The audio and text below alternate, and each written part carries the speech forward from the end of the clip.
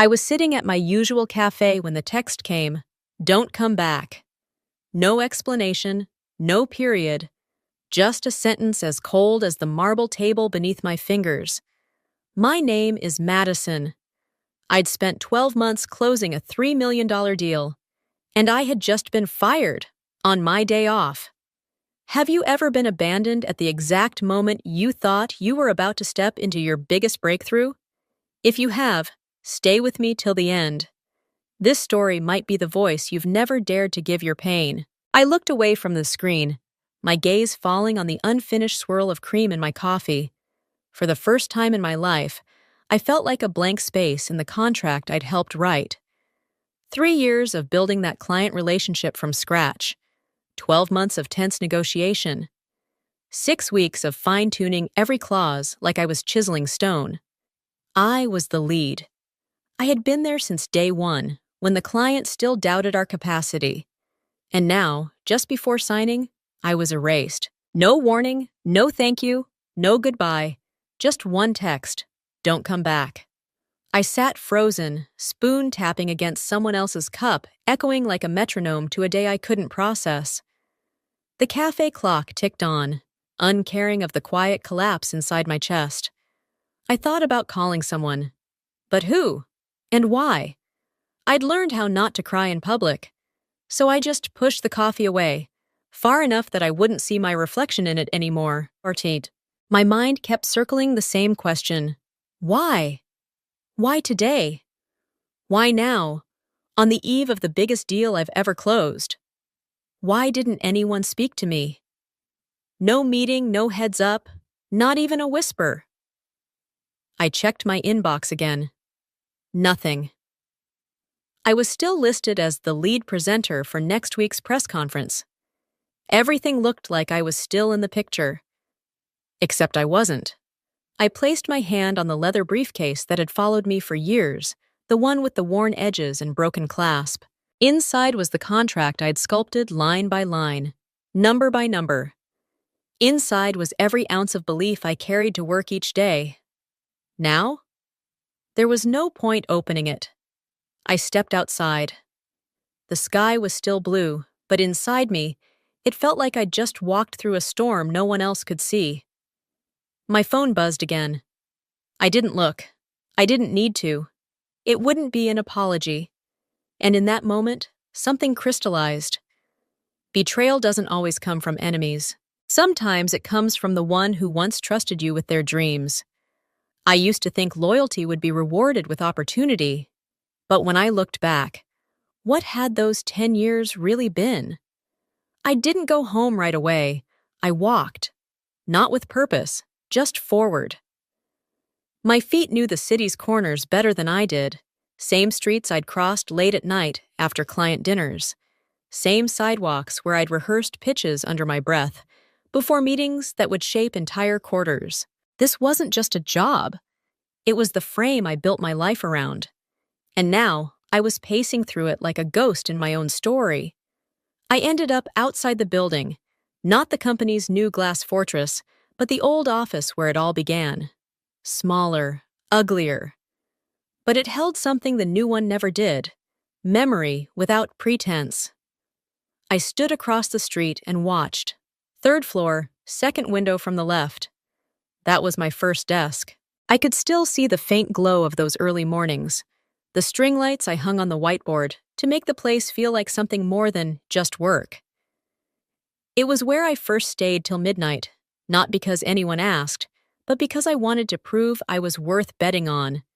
Back then, I didn't ask for raises.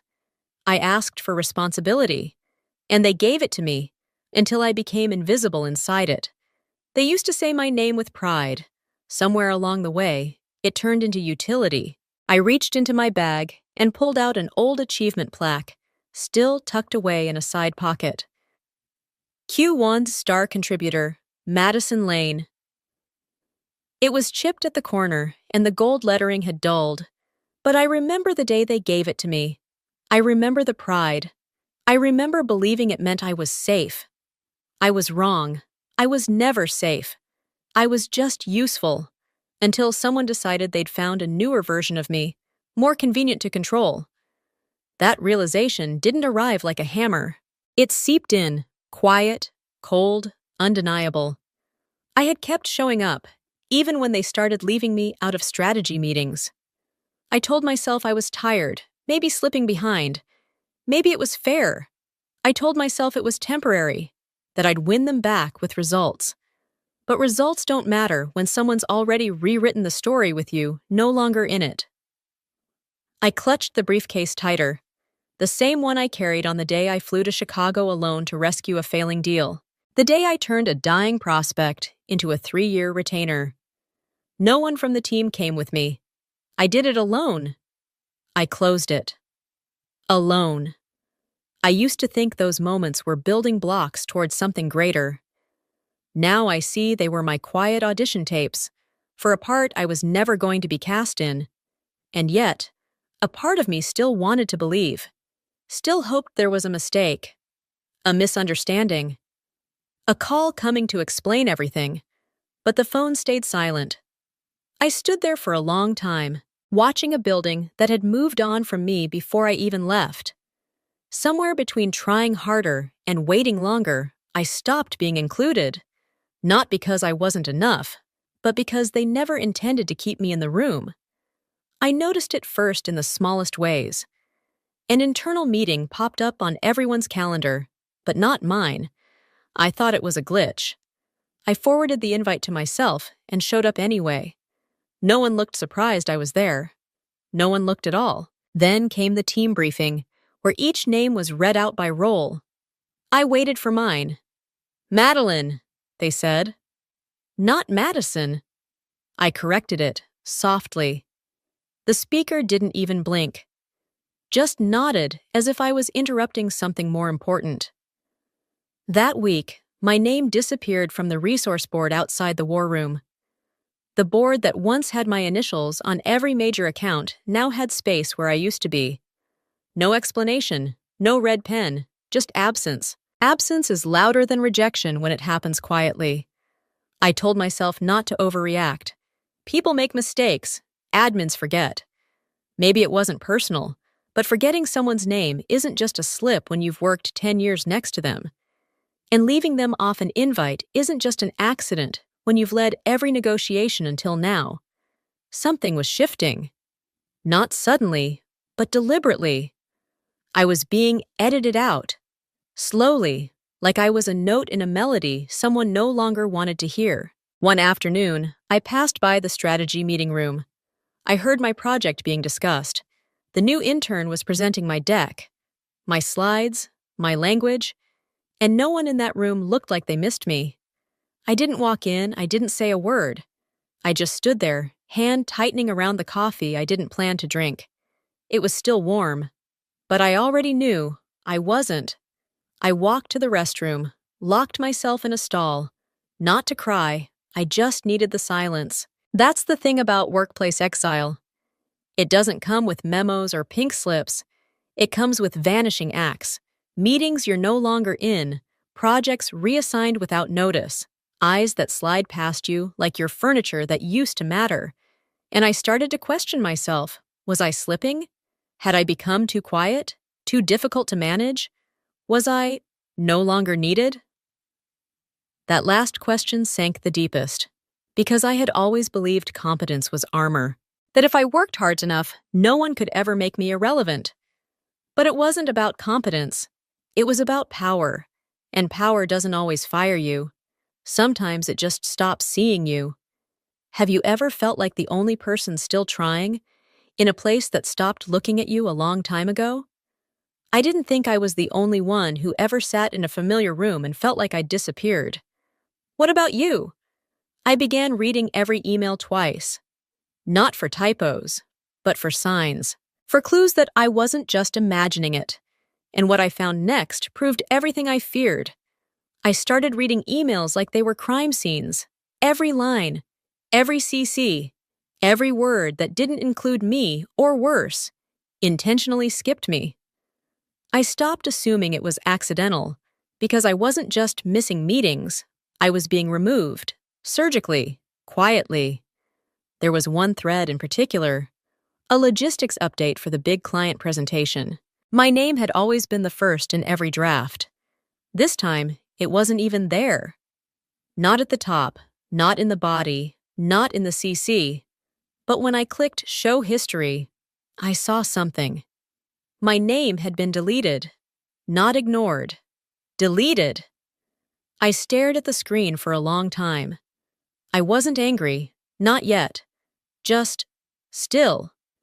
Like when the elevator stops one floor too early and the silence feels off. That night, I opened my old project folders. The ones with versions, revisions, voice notes I'd made at 2A. I clicked through them like a person searching for proof they once mattered. My voice was still there. In the details. The slide titles. The client insights I'd fought to add. I hadn't imagined it. I had built all of this, and someone was actively dismantling my place in it. I opened a new folder. Named it. For later. I didn't know why I called it that. Not yet. But somewhere deep inside, something was shifting. I was still too stunned to fight, but no longer too naive to watch. The next morning, I arrived early. Earlier than anyone else. I walked past the glass conference room. The chairs were already set. Except for one. The seat at the head of the table. Mine. Or what used to be mine. That chair stayed empty all day. No one sat there. No one looked at it. As if removing me had left a shadow they weren't ready to fill. I found an excuse to check the master schedule in HR's shared drive. It had been updated. My name was replaced with someone else's. A new hire. Younger, less experienced, but easier. Easier to manage. Easier to mold. I couldn't stop staring at the digital calendar. How casually it happened, like moving a block from one row to another. Like rearranging furniture. Like erasing a person's legacy was just an admin task done before lunch. I walked to the restroom again. Same mirror, same face. But I didn't feel like Madison anymore. I felt like a version of her I didn't recognize, still dressed for a fight no one else acknowledged. My reflection blinked back at me, expressionless. That's when I noticed the name tag on my ID badge was slightly smudged, as if the print itself had started to fade. Like the company had already begun the process of letting me go, starting with ink. And still I said nothing. Not out of fear, not even hurt. Out of calculation, something about being excluded, so thoroughly, so intentionally, burned through the fog. I wasn't just being replaced, I was being silenced. But here's the thing no one tells you. Silence is a skill, not a surrender. I started watching how others moved. Who copied whom? Who whispered just before meetings? Who stood a little too confidently in rooms they hadn't earned the right to speak in? And then it hit me. They weren't just moving on without me. They were preparing to replace me before the contract was even signed, before the win was secured, before the credit could be claimed. I had been used to build the runway, and they planned to take off without me. That's when I knew. I couldn't wait for anyone to explain. I had to start saving everything, not for revenge, not yet, but because no one else was going to tell my side of the story. I didn't confront anyone. Not yet, but I started keeping records. Every meeting I wasn't invited to. Every file I was suddenly removed from. Every presentation repackaged with someone else's name on it. I didn't yell. I didn't protest. I saved. I opened a private folder deep inside my personal cloud drive. I called it Later, and I meant it. Each day after work, I would sit at my kitchen counter, pour tea that always went cold, and scroll back through emails, not just mine. Threads I was forwarded, messages I was copied in by mistake, team updates I wasn't supposed to see but did. I screen captured, downloaded, archived, not because I wanted to hurt anyone, because I needed to remember what they were trying to erase. One night, I found it. A single-line message buried inside a forwarded string of updates. Once the contract is signed, let's make the full handover. Madison's role is no longer needed. They wrote it 3 days before they told me not to come back. They never intended to keep me once the deal closed.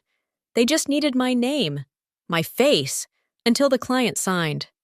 And then, they planned to cut me out like I was a temporary file. I read that line 5 times. I didn't cry. I opened a drawer, pulled out an old USB drive, a gift from a client I'd saved years ago, engraved with my initials. I transferred everything, every contract version, every proof of authorship. My call logs, voice notes, timestamps, backup copies of internal reports with my digital signature. It wasn't revenge, it was preservation. Of my worth, of the truth, of who I had been in that company before they rewrote my story. The next day, I sat at my desk and did something I hadn't done in months. I took out my leather-bound notebook, the one I'd locked away since the last reorg. On the front page, I had written, "Things I would say if I wasn't afraid of losing everything." That day, I wrote again. But this time, the title changed. It now read, "Things I know now that no one else wants written down."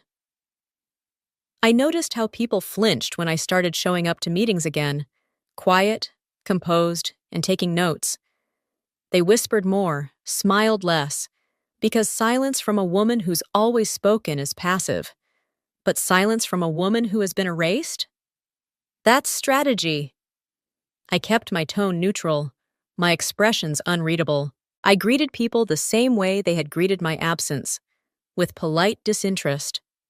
They didn't know what I had seen, what I had saved, what I was building in silence. But I did. And every time someone looked past me, I reminded myself of that line. Madison's role is no longer needed. It didn't sting anymore. It clarified. I was no longer needed by them, but I had never needed them to define me. That week, I started waking up earlier, not to get ahead of emails, to get ahead of my next chapter. I made a list of every client I had brought in over the last 4 years. I cross-referenced who I had personal rapport with, who I'd taken to dinner, who I'd coached through renewal negotiations, who had texted me directly for updates instead of going through official channels. I wasn't collecting names for war. I was remembering who still saw me. And when I finally turned off my work laptop for the last time, I didn't shut it in anger. I simply reached for my phone and made the first call that would change everything. I didn't give notice. I gave absence. I stopped replying to internal threads. I didn't chase updates. I let meetings happen without me. I started treating my job like they had treated my presence. Expendable. The truth is, when you stop reacting, the silence becomes unbearable to those who expect you to beg. On Monday morning, I left my company badge on the front desk. No note, no drama. I shut down my laptop and left it unplugged in the corner of my apartment. Not broken, not retired, just finished. They didn't deserve my exit email. They didn't deserve closure. Closure, after all, is something you give to people who mattered. They'd proven I didn't. Then I made the call. It rang 3 times before a familiar voice answered. Madison? That voice, warm, real. The kind that remembered how I took my coffee and which page I always flipped to first in a pitch. It was Carla Rivera, senior partner at one of our top-tier accounts, a woman I had spent months mentoring during her onboarding, long before our firms officially worked together. I didn't start with complaints. I didn't even say I was leaving. I started with one sentence. I think you deserve to know who's really been running your deal these last 12 months. The line went quiet. Then she said, "Talk to me." So I did. I didn't trash the company. I didn't name-drop executives. I just told her the truth. What had been promised, what had been delivered, what had been staged. I told her where the gaps were in the current rollout plan. I told her what I had done, quietly, to make her team's KPIs hit green month after month, even when they didn't know I was the one patching things up. She didn't ask why I was saying all this. She knew. Before we hung up, she said, "If you're ever building something of your own, call me first." That was the beginning of the end, for them. But the beginning of something else for me. I bought a new notebook, black cover, unbranded. I wrote one name on the first page, Carla Rivera. Then I wrote 6 more. Clients I had helped rescue, projects I had turned around, accounts I had grown from $20K to $2. Each one came with a contact, a relationship, a result that wasn't luck, it was me. They didn't take my job from me. They freed me from a ceiling they were too afraid I'd break through. 3 days after my silent exit, I received an email. Subject: Need to confirm Madison's status? I didn't open it. Didn't need to. When you're no longer visible in a system that once relied on you quietly, panic starts to speak for you. They called twice that week. I didn't answer. I was busy registering my LLC. No brand name, just initials, just space. For once, it was mine. I didn't have a big plan yet. I didn't need one. I just needed one thing, to no longer shrink so others could feel big. I moved the later folder onto a secure drive. I deleted the company's name from every file. I renamed the folder Proof of Process. It wasn't blackmail, it was legacy, mine. That Friday, as the sun dipped through the window of my living room, I sat with a glass of wine I didn't toast. Not because I was alone, but because I didn't need witnesses to know I'd won. If the person who once looked down on you suddenly has to call for help, would you answer? I didn't, and I don't regret it. What about you? By Monday, the calls turned frantic. Not to ask where I went, but to ask if the client was still with them. It started with a missed call, then 2, then 8. By Monday evening, I had 48 missed calls from 6 different numbers, none saved in my contacts, but I didn't need caller ID to know who they were. Panic doesn't hide well, especially from those who once fed on your silence. That morning, the client I'd spoken to, Carla, had emailed their C-suite and excluded the agency from the CC line. Subject: Concerns about recent shifts in project oversight. That phrase alone was enough to crack the surface. But the body of the email? It was everything. She listed discrepancies, delays, unexpected changes in deliverables, and she asked one question, bolded. Can someone clarify why Madison Lane is no longer the point of contact? That question hit like a blade against glass, not because of what it said, but because of who said it. And suddenly, the people who thought they had quietly erased me had to answer for my absence, out loud, in writing, and with witnesses.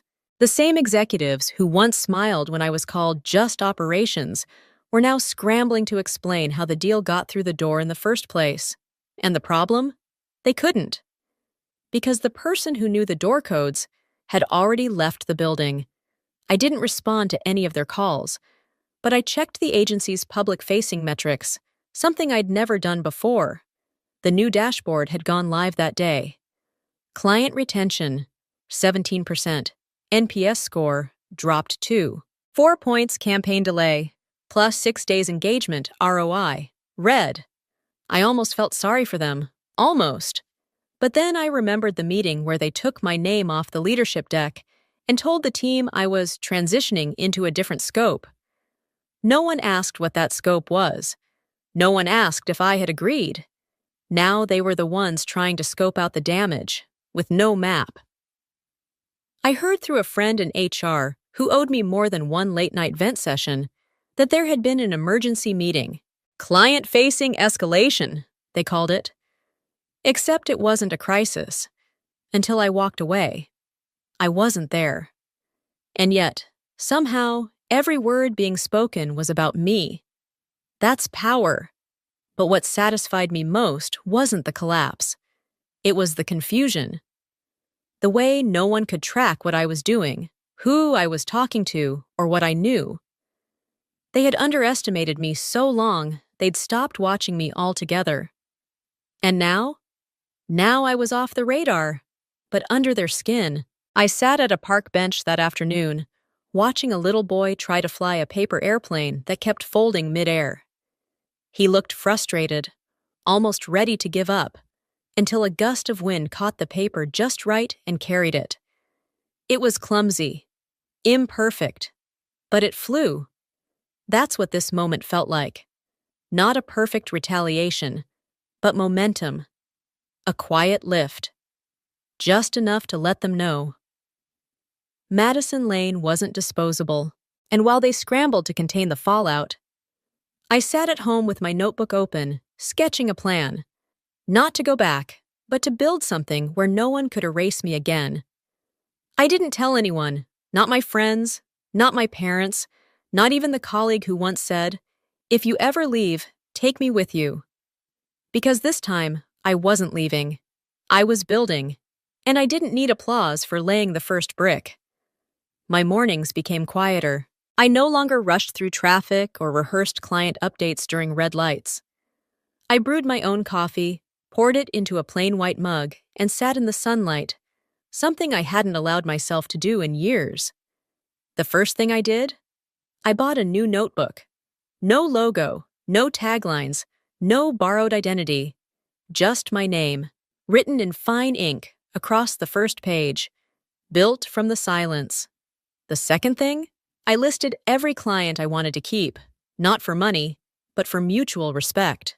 People who asked for me by name. People who thanked me after meetings. People who looked me in the eye, not through me. That list only had 5 names, and that was enough. I reached out with a simple email. I'm building something new. It'll be quiet, precise, and personal. If you'd like to be part of it, I'll send details soon. If not, I want to thank you for the chapter we shared. 4 of the 5 replied within 24 hours. Each message ended the same way. Let me know how I can support you. That evening, I opened my laptop.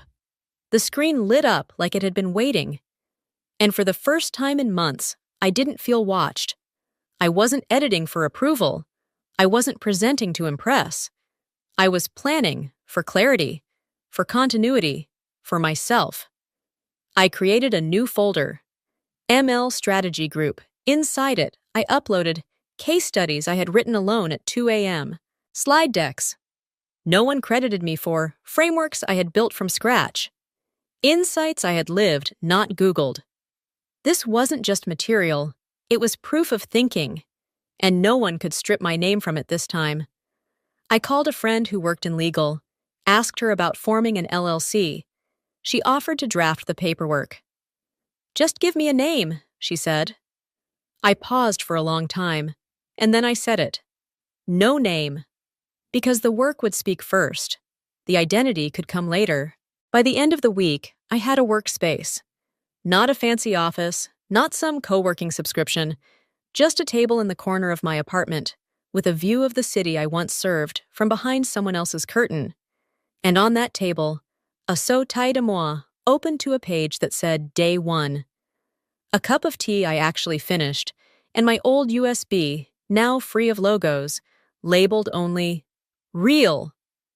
For the first time in my professional life, I wasn't performing. I was present. I didn't need a title. I didn't need a podium. I just needed this stillness, this unshakable clarity that I had everything I needed and nothing I didn't.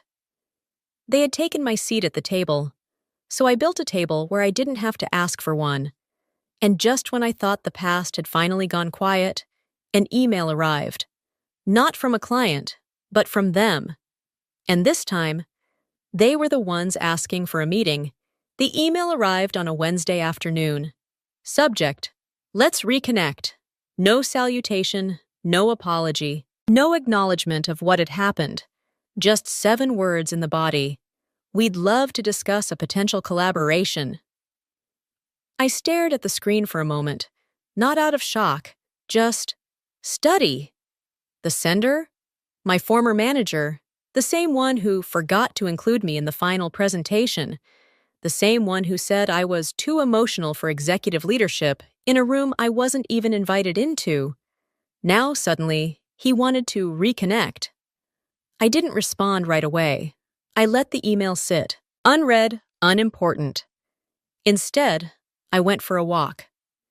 There's something sacred about mid-afternoon light in early spring, how it casts gold across sidewalks and makes even the tiredest corners feel like possibility.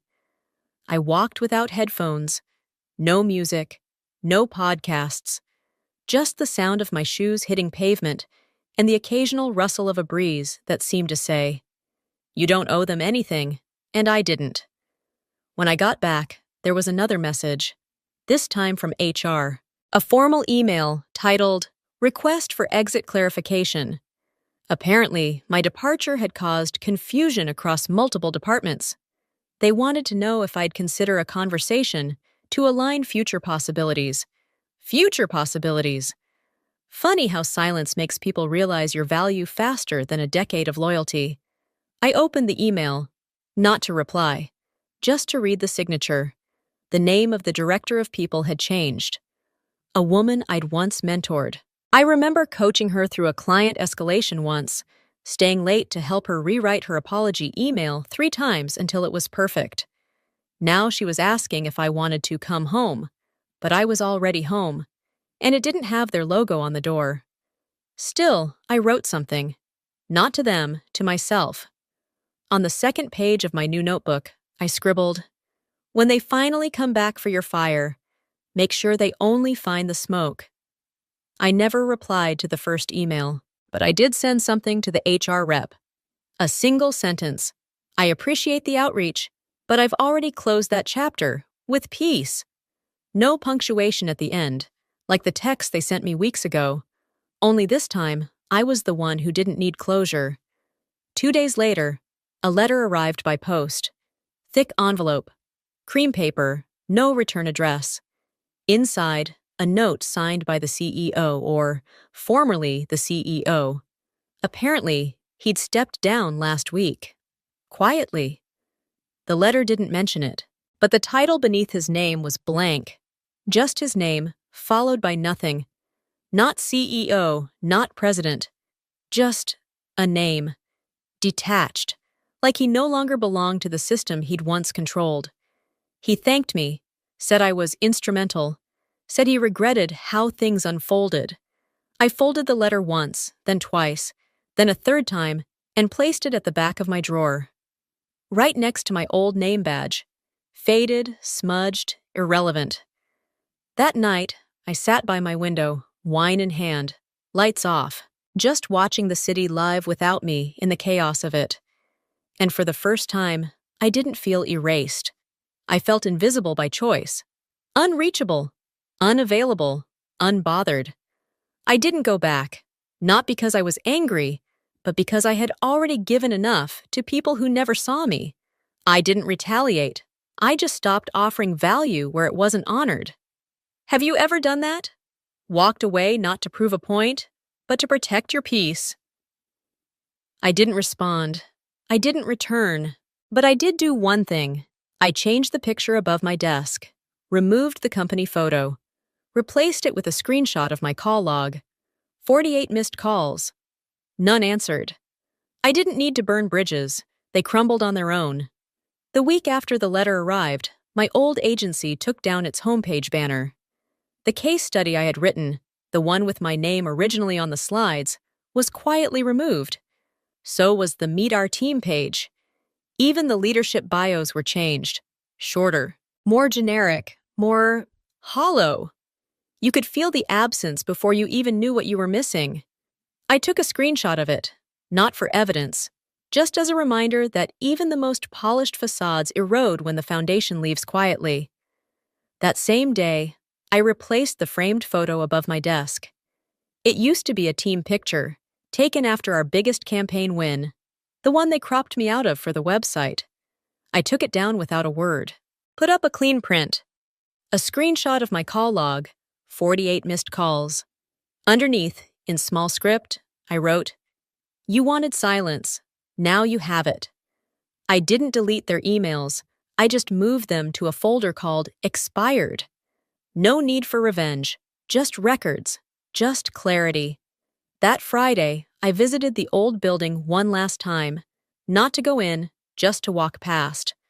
It was late afternoon, the kind of dusk that softens everything. A new intern was standing outside, looking lost, holding a stack of binders. No one came to help, and for a moment, I saw myself, 10 years earlier, waiting outside, trying to make a name without making noise, and I whispered something, not to her, but to the version of me still standing there in memory. You don't need their hallways to be great. Back home, I opened my notebook to a blank page, and I wrote a single sentence. When you remove the person who held it all together, watch what comes undone. I didn't need credit anymore. I had history, not in headlines, in memory, in moments. In the way my absence now echoed louder than my presence ever did. A friend from inside messaged me on LinkedIn. They're collapsing from the inside. Everyone's just waiting for someone to say it out loud. I didn't reply to me because some truths don't need to be echoed. They just need to be witnessed. The next day, I took down the last trace of the company from my apartment. A branded pen I never liked, a certificate I once framed, a lanyard still hanging near the door. I placed them in a drawer, closed it softly, not with bitterness, but with respect for what I'd survived. And then I changed something else. The way I introduced myself, not, I used to work at, not, I led strategy for. Now it was simple. I'm Madison. I work for myself. No further explanation. Because power no longer meant proving. It meant knowing. And while they scrambled to cover the cracks kept widening. Because the thing about ghosting someone who built the walls is that when she leaves, the walls don't hold. It didn't happen with a bang. It happened in emails that bounced back, in internal dashboards that stopped loading, in whispers that turned into resignations. The agency I had once built my life around began to split from the inside. Not all at once, but steadily, predictably, like a dam giving way after years of ignored pressure. The first crack was the resignation of the lead HR director, the one who had ghosted my exit paperwork. She didn't send a farewell email. She didn't even update her LinkedIn. She just disappeared. Word got out that her inbox was locked before noon. Then came the client exodus, one after another, quiet and clinical. The company tried to control the narrative, called it realignment, strategic transitions, market reshuffling. But everyone inside knew the truth. The core had hollowed out. They had spent too long grooming faces for the front page, and forgot the hands that kept the whole system running. A friend from finance texted me late one night. "You were the glue, and now everything's falling apart." I didn't reply. I just looked around my apartment, lit only by the soft lamp by my desk. On the wall was a sticky note I hadn't taken down in weeks. It read, "Not everyone who walks away is lost." The following Monday, the agency's website went down for 6 hours. When it came back online, the color palette had changed. The logo was different, smaller, safer, like they were trying to forget what they used to be, by pretending they never were. But they couldn't erase the archive. Their press mentions were thinning, their awards pages untouched since I left, their tone off, unmoored. Someone posted anonymously on an industry forum. They're bleeding from every department. No leadership, no culture, just chaos. It got reshared dozens of times. The comment that received the most likes? "This is what happens when you remove the wrong person." I didn't gloat. I didn't post cryptic quotes. I didn't say, "I told you so." I just watched. And when the final confirmation came, a quarterly earnings report that tanked, I closed the tab and exhaled. Not satisfaction, not triumph, just truth. That day, I received a message request from a junior strategist who had once been told, "You should follow Madison's pace." She wrote, "I didn't understand back then what you were protecting, but now I do. I'm leaving too. Thank you for showing us it's okay to walk away." I stared at that message for a long time, not because it surprised me, but because I realized something. What I thought was the end of me had become someone else's permission to begin. Back in my apartment, I pulled out my last artifact, a framed copy of the company's first mission statement. It had been gifted to me in my 5th year. I turned it over. On the back, I wrote in permanent ink, "Removed quietly, remembered completely." Then I slid it under my bed, face down. I didn't need to see it again, but I needed to own how it ended. And just like that, there was nothing left to burn. No more updates, no more whispers, only one final step. And I was going to take it, alone. I didn't leave with noise. I left with a match, one I lit not in rage, but in release. It was a Sunday evening when I decided it was time. The sun was low, the city was quiet, and my apartment was clean, almost too clean, like it knew something final was about to happen. I took out the last drawer from the corner cabinet. Inside were the last 3 things I'd kept from my old life: my employee badge, a branded notebook, and the card they'd all signed after my promotion that never came. I stepped onto the balcony, lit a single candle, held the badge over the flame. At first, the plastic curled, then cracked. The smell was sharp, artificial, just like the roll had become. I didn't flinch. I let it burn until only the metal clasp remained. Then I dropped it into a small bowl of water, watched the steam rise and vanish into the dusk. Back inside, I poured a glass of red wine. Not to celebrate, to mark something. The end of giving my brilliance to people who only saw it when it was gone. I sat in silence for a while. No music, no talking, just me and the sound of the glass settling on the table. And I realized I wasn't angry anymore. Not even hurt, just done. Done being underestimated. Done shrinking to fit. Done waiting for acknowledgement that I had already outgrown. I opened the window, let the evening air move through the room like a cleansing. Every trace of that old company was gone now. No mugs, no folders, no habits. I'd even changed my morning routine. No more checking emails before sunrise. No more logging into systems I no longer believed in. No more apologizing for being the one who always saw 5 steps ahead. I walked to the shelf and picked up the notebook. The new one, flipped to the last page, wrote one final line. This time, I don't rise to prove them wrong. I rise because I finally believe I was never wrong to begin with. Then I closed the book, placed it in a drawer, and turned off the lamp. No spotlight, no audience, just peace. Outside, the city kept breathing. Somewhere, maybe, someone was still trying to edit my name out of a report. Still trying to explain away a loss they didn't see coming, still pretending I didn't matter. But I wasn't there to correct them. I was somewhere better. Not ahead, not behind. But exactly where I was always meant to be when I stopped asking to belong. They thought silence meant surrender. But silence was my signal to begin again. If you've ever been made to feel invisible, but knew your worth didn't need an audience, leave me a dot. Just one.